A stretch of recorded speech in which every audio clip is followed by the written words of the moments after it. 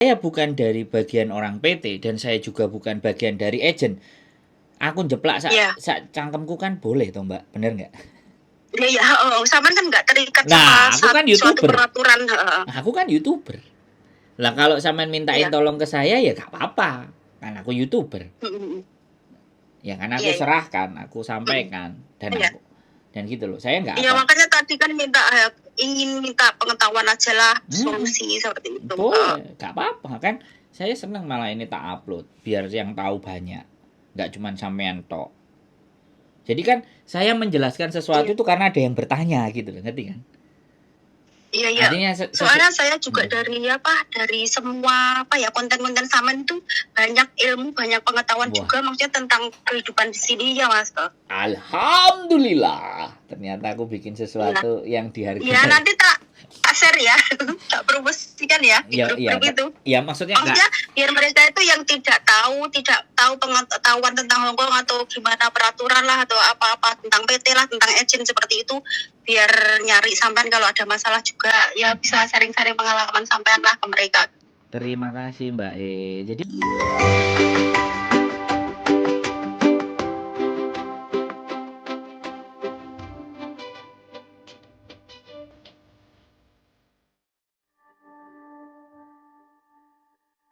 Selamat malam. Halo. Halo, selamat malam Mbak. Selamat malam. Bersama-sama saya dengan wong ganteng sak donya. Kira-kira bagaimana saya membantunya? Aduh. Itu kan saya lihat di YouTube sampean itu. Tentang perTKW-an sama perTKL-an. Saya ganteng nggak Mbak di YouTube? Ganteng. Tapi sih ganteng bojoku Mas. Kecap mesti nomor 1, anak sing nomor 2. Gimana? Nggih. Gini loh Mas, kan tadi saya lihat YouTube sampean niku kan sampean katanya wong Kediri sih ya. Kalau Kediri kan deket Ponorogo, Madiun gitu maksudnya.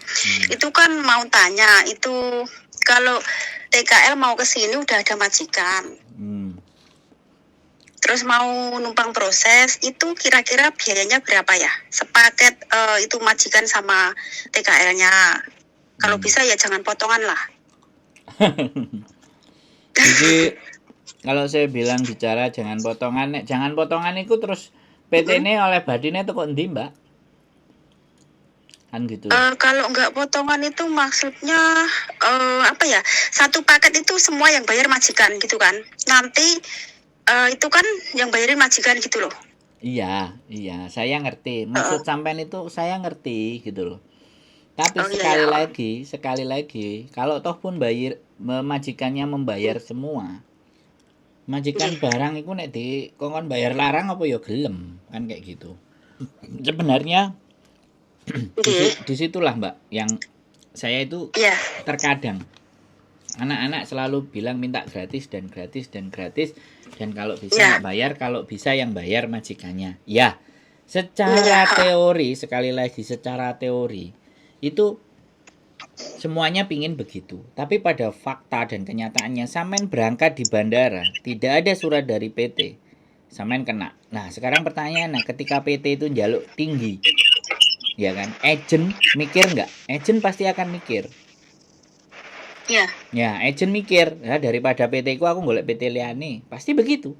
Sing bayare luwih murah. Nah sedangkan PT juga sama.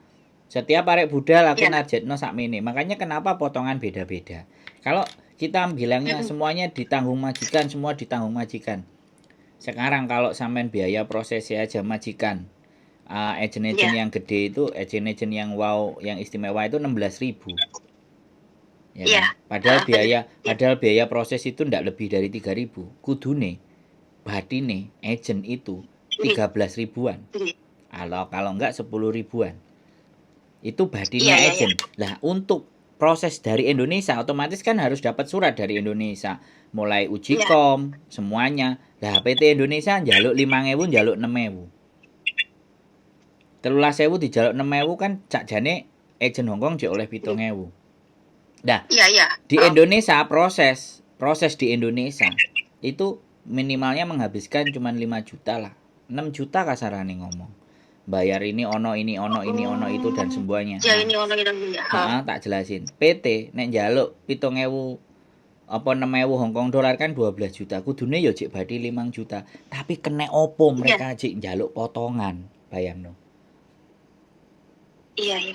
Itu aku yang Mas, terus untuk proses di sini itu kan sebenarnya nggak begitu mahal ya Mas, mengurus prosedurnya untuk approve visa baru ke imigrasi ya kan Mas? Iya ya nggak mahal. Betul kan? 5 sampai 6 juta gini, soalnya itu saya udah kelar. Saya tak cerita gini. Saya itu kan finish, dan majikan meninggal.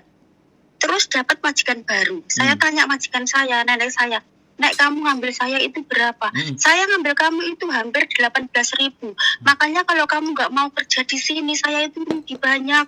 Kamu kalau tak marahi sedikit, ibaratnya sedih kamu kok nggak mau kerja gitu kan. Maksudnya kan kalau dia nggak cocok gitu kan, kamu bisa cari yang lain. Saya pelan-pelan, saya nggak ingin kamu itu tertekan. Kadang kan ke saya orangnya orangnya kan gampang emosi gitu loh Mas. Nggak begitu nggak begitu sabar sama orang tua gitu kan. Saya suruh nyari, saya nggak akan nyari. Saya takutnya nyari yang lain itu lebih nggak bisa ke saya. Kamu itu baiklah istilahnya, cuman kamu itu emosi kamu kurang terkontrol. Nenek saya seperti itu gitu. Saya nggak nyangka uang saya itu kok dijual sampai 18.000 loh Mas, 17.500 nenek saya bilang. Padahal saya di sini, nenek saya ngambil saya di sini. Apalagi kalau agen saya itu ngambil dari Indonesia ya Mas ya. Lihat itu. Bisa. Makanya. Iya. Zaman kan bisa berpikir sendiri. Bahwa permainan segala sesuatu. Kalau saya pastinya, kalau sampai nanti cowok yang proses dan majikan sudah ada, ya sekali lagi. Nanti kalau misalnya agen saya tanya ke majikannya sampean, kamu mau bayar nggak sekian? Gitu. Pastinya kayak gitu. Dah, agenku pasti akan ngitung PT. Misalnya, kita harus bayar PT taruhlah 6.000 lah ke PT. Iya, PT. Misalnya kita masuk 6.000 lah, arek gak dibebani biaya. Kok nyimut gitu loh. Makanya kita nyimut cari gimana maksudnya? Gini. Nyimut tuh kok sedikit gitu ya? Nah, jadi kalau misalnya makanya kita cari PT sing gak maruk gitu loh. Paham gak? Iya. PT sing gak maruk. Jadi dikai sakmene wis gelem. Paham nggak? Nah, PT itu kan kadang-kadang lah dari anaknya. Gitu loh. PT itu kan dapat dari agen yang ngasih. Agen dapat dari majikan. Ya kan? Nah, saiki nek agen PT nih ngekei bandrol larang, yo kan mestine emoh. Belum lagi si PT itu narik ke anak-anak. Padahal agen berarti kan PT itu harusnya kan 2 kali berarti ya? Lah, dapatnya 2.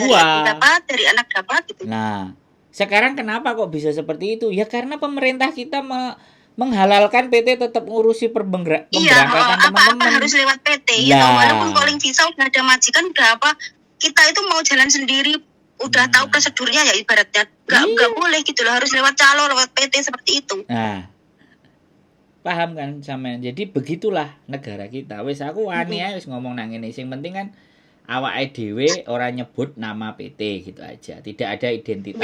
Tapi kita cuma ngomong PT aja kan. Proses gitu aja. Ya karena kalau enggak gitu kan enggak banyak orang yang bisa dapat kerjaan juga sih. Sebenarnya bantu banyak orang kerja. Makanya termasuk calo-calo juga. Nah, karena saya bukan dari bagian orang PT dan saya juga bukan bagian dari agen.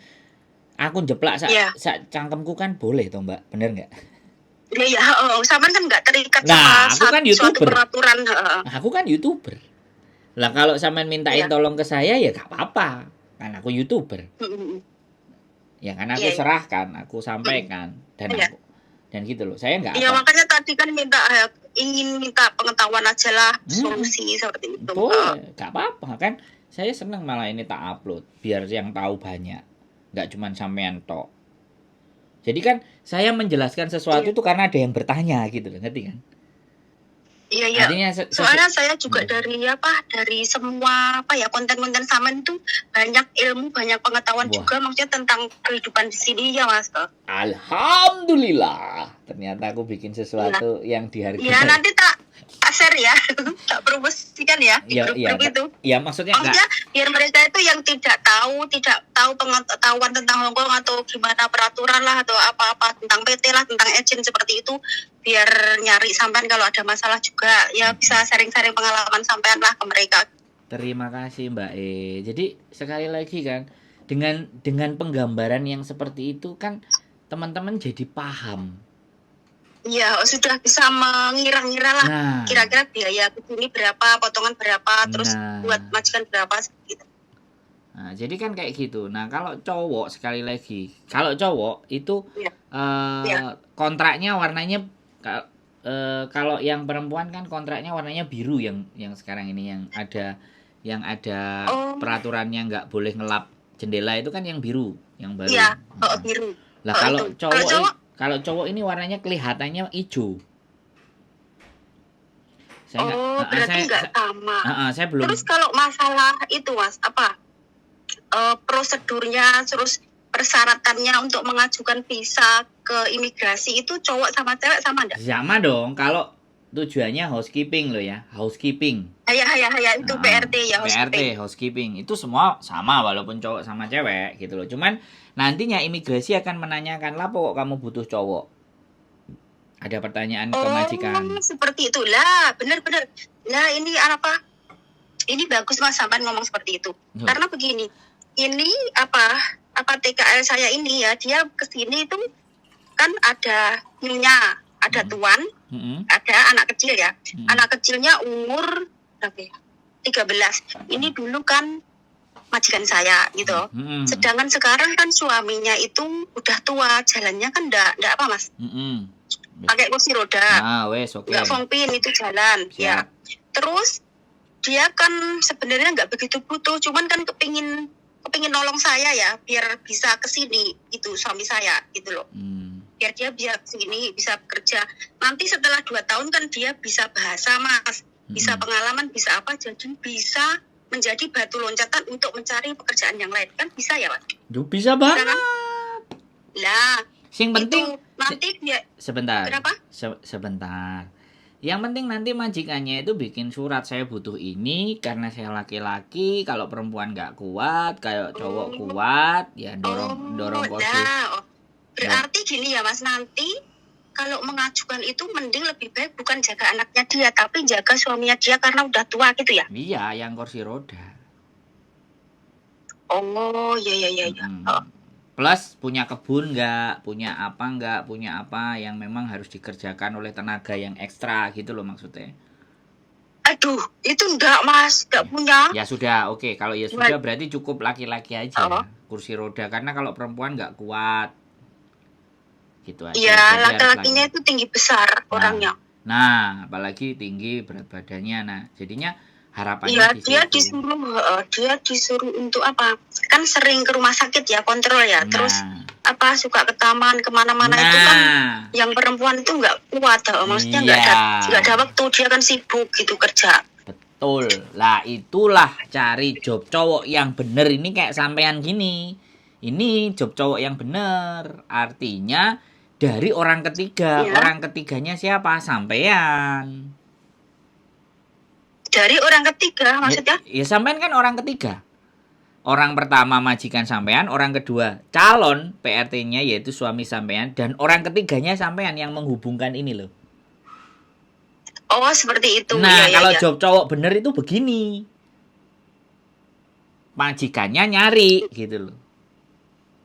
Iya, majikan itu kan nawarin saya, kamu mau nggak biar kamu itu biar kamu kerja walaupun nggak serumah, suruh itu. Karena suamiku sekarang kan udah nggak bisa jalannya nggak fongkin, biar dia bisa kalau yamja ada yang nemenin, kalau dia itu mau renang ada yang nganterin seperti itu. Itu berarti majikan yang the best. Sampean harus terus jaga hubungan. Ya itu majikan saya dulu tuh udah lama dulu Mas.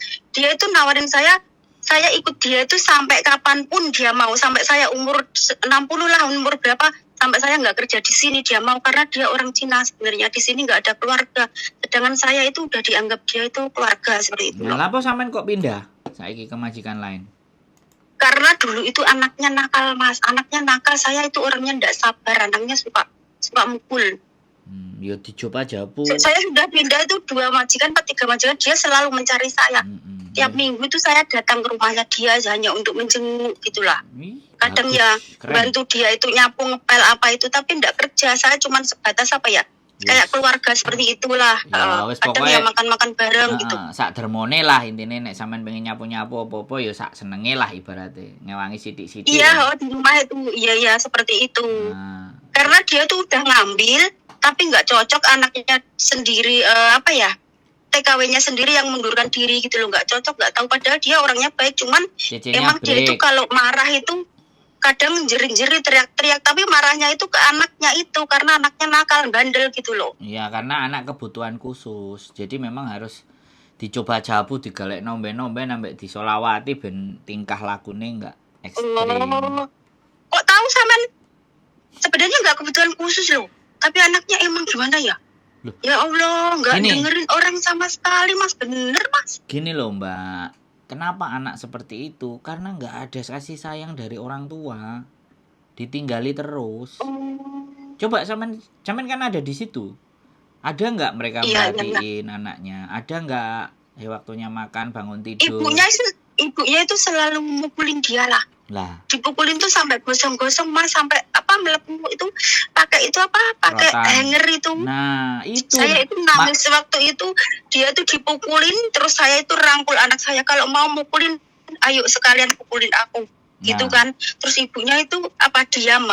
Kan saya selalu melindungi anaknya itu. Nah, makanya jadi karena dia kerja capek, anak-anaknya bandel, pada dasarnya anak enggak bandel. Makanya kalau sampean dengerin aku ngomong, ganti aku ngomong dulu ya. Sampean jangan kan sampean mau nanya nih kan. Ini kan persepsi saya. Artinya begini loh. Sampean balik ngurusi anake, bojone sampean balik ngurusi bapake. Iku wis enak itu. Iya, dia ngomong gini, nanti kalau kamu sewaktu-waktu finish kembali lagi ke sini ya. Lah mungkin pikirannya dia, sekarang saya masih baru 1 bulanan kan di majikan baru. Suamiku disuruh di sana, nanti 2 tahun suami udah boleh pergi kemana, saya ditarik lagi, mungkin seperti itu pikiran dia. Ya saya nggak ngerti pikiran dia sih. Makanya kenapa sampean ngobrol dengan saya untuk mendapatkan perspektif atau pandangan. Itu karena orang lain akan bisa ngelihat gitu loh. Kadang diri kita sendiri ngelihat diri kita sendiri aja bingung dan enggak ngerti. Tapi ketika kita ngobrol dengan orang lain yang bisa melihat situasi, situasi dan keadaan, kita jadi tahu membahas. Oh iya ya. Jadi pada prinsipnya anak itu tidak nakal, tapi karena kurangnya perhatian. Kalau sampean perhatikan terus, tidur sampean gatekno, terus dipukuli misalnya. Nah, wong kewan lho, Mbak. Kewan iku lho gak duwe nalar, gak duwe utek. Iso manut ambek awake dhewe. Apalagi dia dengan didekap, dikasih kasih sayang, terus dinasihatin, gak boleh gini, gak boleh gini. Kalau sampean pergi, bengok anak itu, awake panas.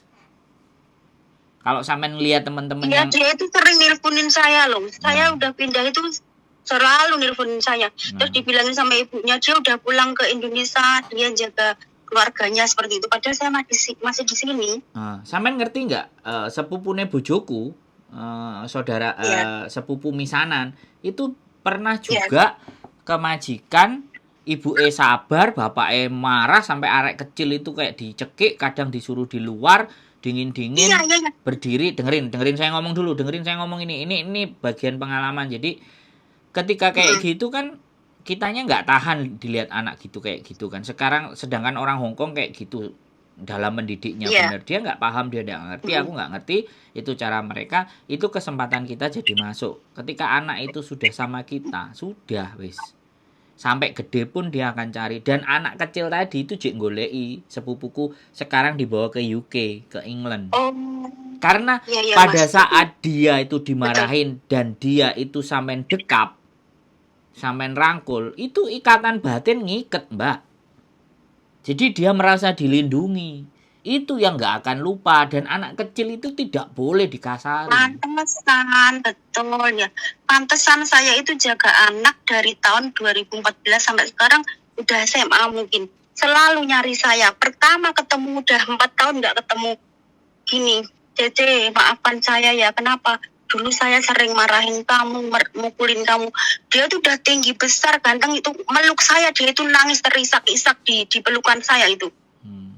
Ya karena dia ingat, apa ya Mas, selama saya merawat dia seperti apa, orang tuanya orang tuanya enggak perhatian. Karena maaf ya Mas, anak yang saya jaga itu dia enggak punya telinga Mas.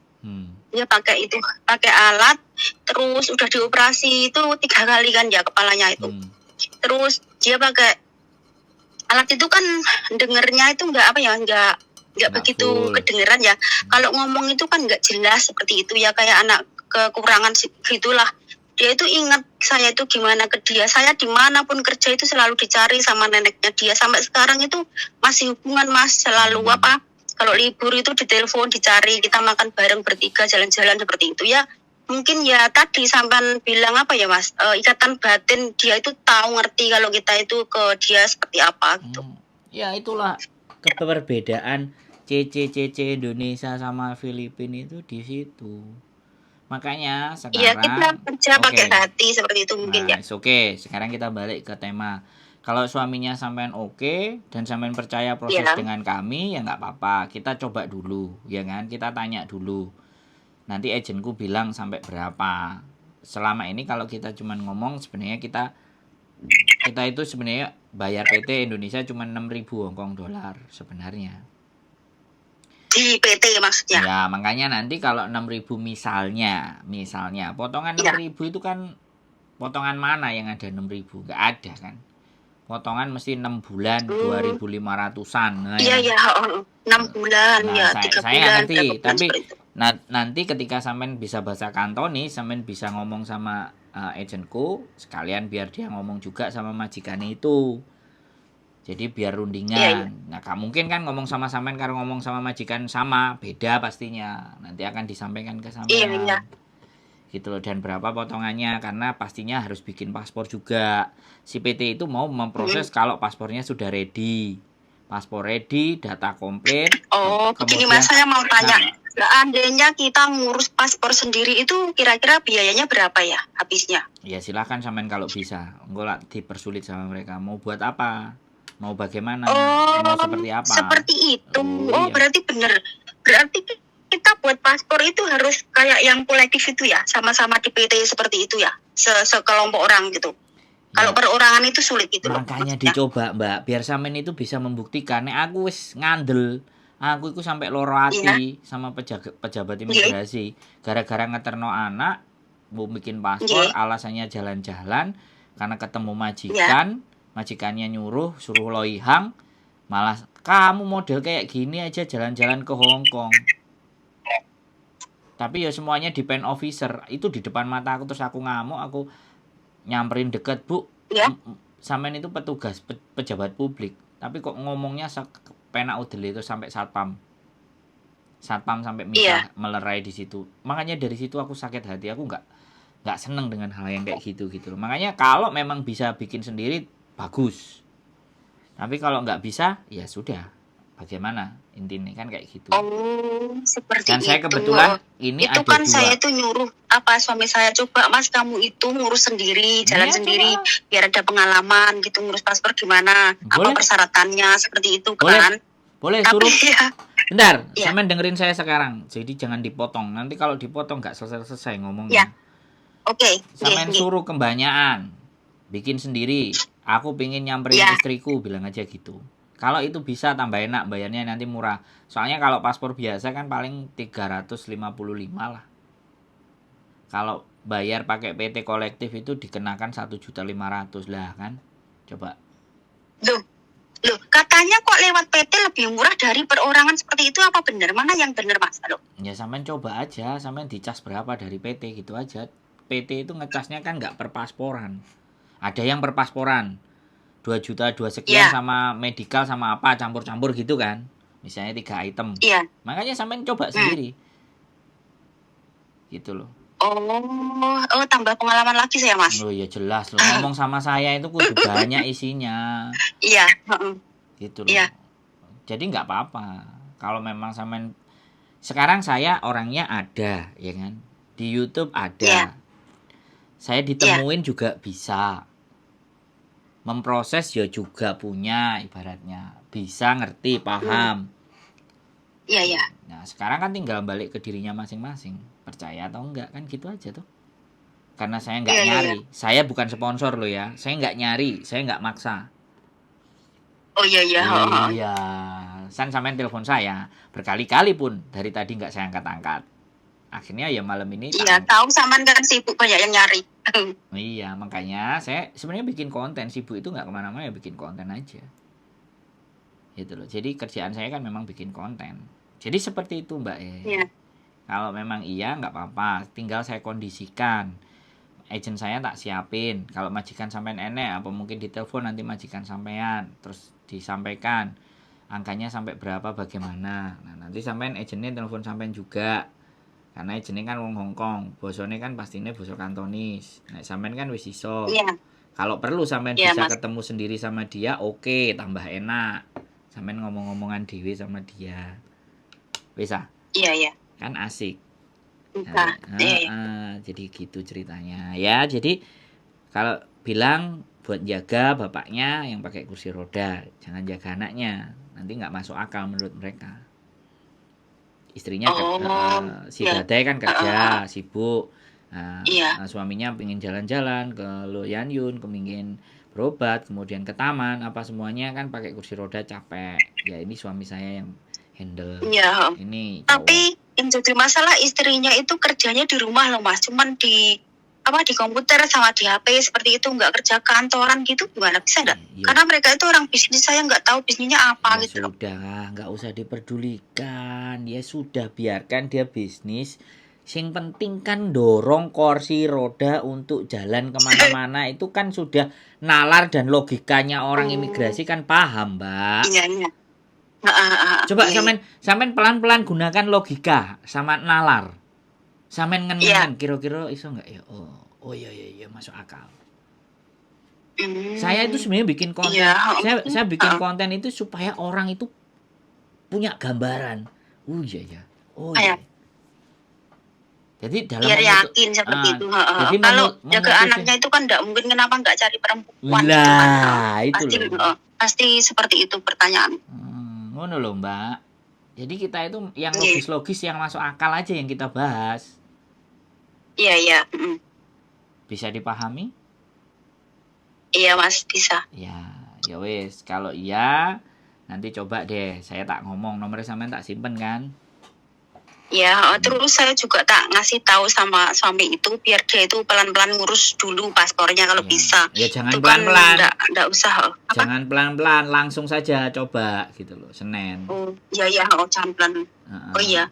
Itu katanya kemarin udah tanya itu adanya hari Selasa, terus itu dibatasin setiap hari Selasa itu cuma 20 orang seperti itu. Jadinya kan harus ngantri seperti itu. Suruh berangkat pagi. Jadi caranya nanti caranya saya kasih tahu sampean, oke. Ya. Setelah kerja oke, ada visa, coba suaminya bisa nyopir apa enggak. Kalau bisa nyopir, pelan-pelan bikinin SIM. Bisa. Dia bisa nyopir. Dia sudah nyopir itu udah lama banget. Oke, dengerin dulu. Sampean aku ngomong mesti sampean pedot sih. Jadi sampean kulinane dengerin dulu. Ben gak bingung. Iya. Ini kan step berikutnya. Kita bicara step berikutnya. Iya. Nanti kalau minta izin sudah boleh bisa bikin SIM kan enak. Jadi kalau sak wayah-wayah, misalnya dia sudah nggak mau pakai, dia mau naikin level, bayarannya nyetir. Jadi bayarannya sopir kan luwih. Ya seperti itu. Nanti kalau boleh sudah saya ngomong? Sebentar. Nanti kalau bayarannya sudah gede kan sampean bisa pulang, nunggu anake bojone sing kerja di sini. Tapi hati-hati ditotol karo garangan wati. Enggak lah, insya Allah kalau memang aku pulang ya harus pulang bareng seperti itulah. Oke, sip lah. Jadi kayak gitu loh Mbak. Weh, sampean mau tanya apa? Gini, kalau masalah SIM itu kayaknya susah banget lah. Saya kan di sini punya teman laki-laki ya dulu itu 3 orang. Mereka itu mengajukan itu SIM ya, itu ujian untuk mendapatkan SIM itu. Sampai dia itu 7 kali loh, 7 kali 8 kali dia itu gagal terus loh. Orang mana Indonesia? Iya, orang Indonesia. Dia itu Iya. bisa nyopir 7 kali gagal terus, padahal itu majikan dia loh yang biayain gitu. Dia di sini juga kursus nyetir ya, kursus nyopir itu. Ya wis ngesakno berarti apes dhek gak gelem belajar ngene lho. Oh, seperti itu. Karena kan nyetir mobil di Indo sama di sini beda. Mas lihat di sini kecepatannya kayak gitu. Gak ada yang beda kalau orang mau belajar. Yakin aja lah. Kalau aku gitu sih. Ya nggak tahu kalau sampean. Oh. Kalau aku selalu memandang sesuatu optimis. Iya sih, saya terkadang itu pesimis. Apa iya ya, apa bisa ya, apa mungkin ya, seperti itu loh. Nah, ya wis loh. Sampean jawab sendiri. Nah, aku wongnya optimis dan nggak ingin mematahkan semangat orang. Justru saya akan menyampaikan bahwa yang mana yang harus diperhatikan, titik mana. Ya. Nanti kalau dampaknya apa, ini dampaknya apa, itu dampaknya apa. Saya lebih ke berpikir seperti itu. Nggak berpikir. Oh iya Mas, dulu itu sempat saya itu udah mentok itu mau cari majikan itu, beli majikan gitu, terus hampir 50.000 kan, 40.000, 50.000, terus di sini cari kerjaan sendiri. Tapi saya berpikir lagi, nanti ya masa tiap hari itu senam jantung, kalau kelihatan polisi takut, kalau apa ini takut, ya lama-lama itu belum kerja udah mati duluan. Saya kan mikirnya seperti itu. Terus akhirnya ya alhamdulillah dapat jalan seperti ini, tapi ya nggak tahu nanti gimana prosesnya, itu kan belum dijalanin gitu loh Mas. Kok kendel sampean? Temanku banyak soalnya, temanku di sini yang seperti itu. Ya ada yang paper lah, ada yang overstay lah, ada yang beli majikan lah. Mantap. Ya pokoknya ya macam-macam seperti itu. Cuman kan aku mengambil pelajaran dari mereka itu seperti apa kalau overstay, seperti apa kalau paper, seperti apa kalau mereka beli majikan seperti itu. Ya. Ketoke sampean tuwek wis nang Hongkong. Alhamdulillah tuh Pak. Dari tahun 2000. Asli tuwek temenan makane. 2000 itu saya cek lulus kuliah loh Mbak, sama wis terutukan Hongkong.